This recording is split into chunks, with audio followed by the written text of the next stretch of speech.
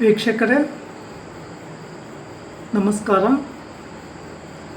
ನಾನು ನಿಮ್ಮ ನಾಗರಾಜ್ ಚೋಳೂರ್, ಪ್ರಖ್ಯಾತ ಜ್ಯೋತಿಷಿ, ವಾಸ್ತು ಹಾಗೂ ಸಂಖ್ಯಾಶಾಸ್ತ್ರಜ್ಞರು ಮಾತನಾಡ್ತಾ ಇರ್ತಕ್ಕಂಥ ವೀಕ್ಷಕರೇ, ಇವತ್ತಿನ ಸಂಚಿಕೆ ವಿಶೇಷವಾದಂಥ ಸಂಚಿಕೆ. ವೀಕ್ಷಕರೇ, ಕೆಲವೊಂದು ಕಡೆ ಕೇರಳದ ಜ್ಯೋತಿಷ್ಯರು ಹಾಕಿರ್ತಕ್ಕಂಥ ಬೋರ್ಡ್ಗಳನ್ನು ನೋಡಿರ್ತೀರಿ. ಕೆಲವೊಂದು ಮೊಬೈಲ್ಗಳಲ್ಲೂ ಆ್ಯಡ್ ಕೊಟ್ಟಿರ್ತಾರೆ. ನಿಮ್ಮದು ಏನೇ ಸಮಸ್ಯೆ ಇರಲಿ ಶಾಶ್ವತ ಪರಿಹಾರ ಮಾಡ್ತೀವಿ ಅಂತೇಳಿ. ಹಾಗೆ 24 ಗಂಟೆಯಲ್ಲೇ ನಿಮ್ಮ ಸಮಸ್ಯೆಗೆ ಮುಕ್ತಿ ಅಂತಲೂ ಹಾಕಿರ್ತಾರೆ. ಇನ್ನು ಕೆಲವೊಂದು ಕಡೆ ವಶೀಕರಣ ಸ್ಪೆಷಲಿಸ್ಟ್ ಅಂತೇಳಿ ಹಾಕ್ಕೊಂಡಿರ್ತಾರೆ. ಇನ್ನು ಕೆಲವರು ಆ ಸಿದ್ಧಿ ಮಾಡ್ಕೊಂಡಿದ್ದೀವಿ, ಈ ಸಿದ್ಧಿ ಮಾಡ್ಕೊಂಡಿದ್ದೀವಿ ಅಂತೆಲ್ಲ ಹೇಳಿ ನಿಮ್ಮನ್ನು ನಂಬಿಸ್ಲಿಕ್ಕೋಸ್ಕರ ಬೋರ್ಡಲ್ಲಿ ಬರೆದಿರ್ತಾರೆ. ಮತ್ತು ಅದೇ ರೀತಿ ಕೆಲವೊಂದು ಕಡೆ ಜಾಹೀರಾತುಗಳನ್ನು ಸಹ ಕೊಟ್ಟಿರ್ತಾರೆ. ವೀಕ್ಷಕರೇ, ಯಾರೇ ಆಗಿರಲಿ, ಅವರು ಎಂತಹ ಜ್ಯೋತಿಷ್ಯ ಪಂಡಿತರಾದರೂ ಸಹ ಯಾರೂ ಸಹ ವಶೀಕರಣ ಮಾಡಲಿಕ್ಕೆ ಸಾಧ್ಯ ಇಲ್ಲ. ನಿಮ್ಮ ಹತ್ರ ಹಣ ಕೇಳೋದಕ್ಕೋಸ್ಕರ ಅಥವಾ ನಿಮಗೆ ಸಮಸ್ಯೆ ಬಂದಂಥ ಒಂದು ಸಂದರ್ಭದಲ್ಲಿ ನಿಮ್ಮ ಸಮಸ್ಯೆಗಳನ್ನು ಅವರಲ್ಲಿ ಹೇಳಿಕೊಳ್ಳತಕ್ಕಂಥ ಒಂದು ಸಂದರ್ಭದಲ್ಲಿ ಅದನ್ನೇ ಎನ್ಕ್ಯಾಶ್ ಮಾಡಿಕೊಂಡು ಮಾಟ ಮಂತ್ರ ಆಗಿದೆ, ತುಂಬ ಸಮಸ್ಯೆ ಆಗುತ್ತೆ, ಅಥವಾ ನಿಮ್ಮ ಮನೆಯಲ್ಲಿ ಸಾವು ನೋವುಗಳು ಉಂಟಾಗ್ತವೆ ಅಂತೇಳಿ ನಿಮ್ಮನ್ನು ಭಯಪಡಿಸಿ ಹಣ ಮಾಡೋ ಸಾಧ್ಯತೆಗಳು ಹೆಚ್ಚಾಗಿ ಇರ್ತವೆ.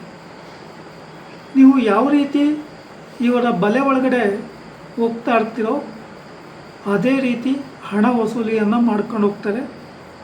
ಮೊದಲು ಸಾವಿರ ಹಣ ಕೇಳಿಕೊಂಡು ಆಮೇಲೆ ದೊಡ್ಡ ಮಟ್ಟದ ಹಣಗಳನ್ನು ಕಳೆದುಕೊಳ್ತಕ್ಕಂಥ ಸಾಧ್ಯತೆ ಹೆಚ್ಚಾಗಿ ಇರ್ತವೆ.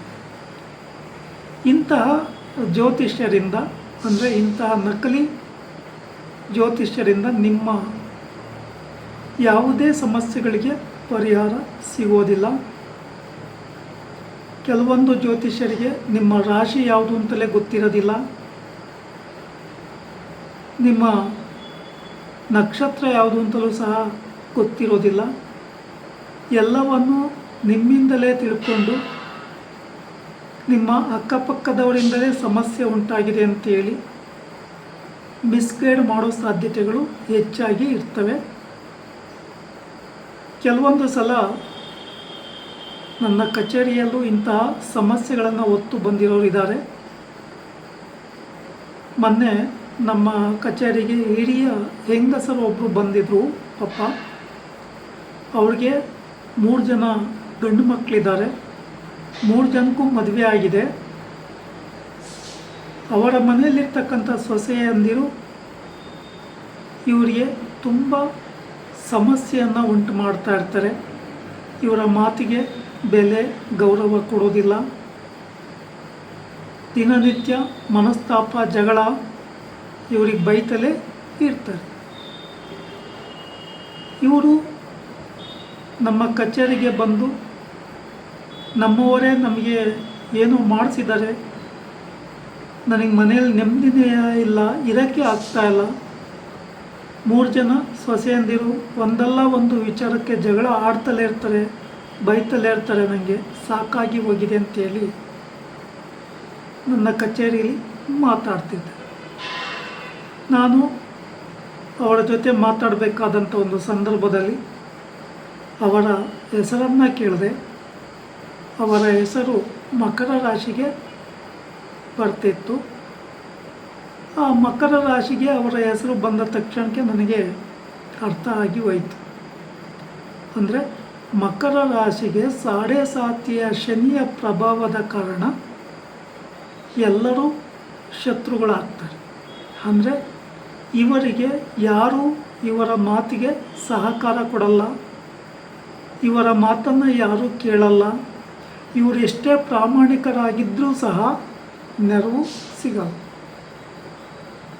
ಕಡೆಗೆ ಇವರ ಸಮಸ್ಯೆಯ ಬಗ್ಗೆ ತಿಳ್ಕೊಂಡಾದಮೇಲೆ ಇವರಿಗೆ ಈ ಥರ ಸಮಸ್ಯೆ ಉಂಟಾಗ್ತಾ ಇದೆ, ನೀವು ಶನಿ ಭಗವಾನರಿಗೆ ಹೋಗಿ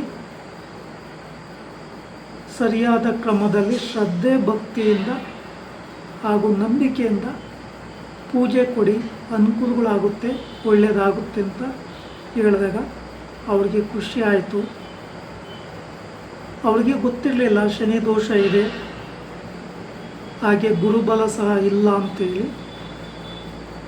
ಅವನ್ನೆಲ್ಲ ಅವರಿಗೆ ವಿವರಿಸಿದ ನಂತರ ರಾಘವೇಂದ್ರ ಸ್ವಾಮಿ ಅಥವಾ ಸಾಯಿಬಾಬಾ ಮಂದಿರದಲ್ಲಿಯೂ ಸಹ ಪೂಜೆ ಕೊಡಲಿಕ್ಕೆ ತಿಳಿಸಿದೆ. ಅವರು ಖುಷಿಯಾಗಿ ಹೌದು. ಹೀಗೆ ನಮ್ಮ ಟೈಮ್ ಚೆನ್ನಾಗಿಲ್ಲದಲೇ ಇದ್ದಂಥ ಒಂದು ಸಂದರ್ಭದಲ್ಲಿ,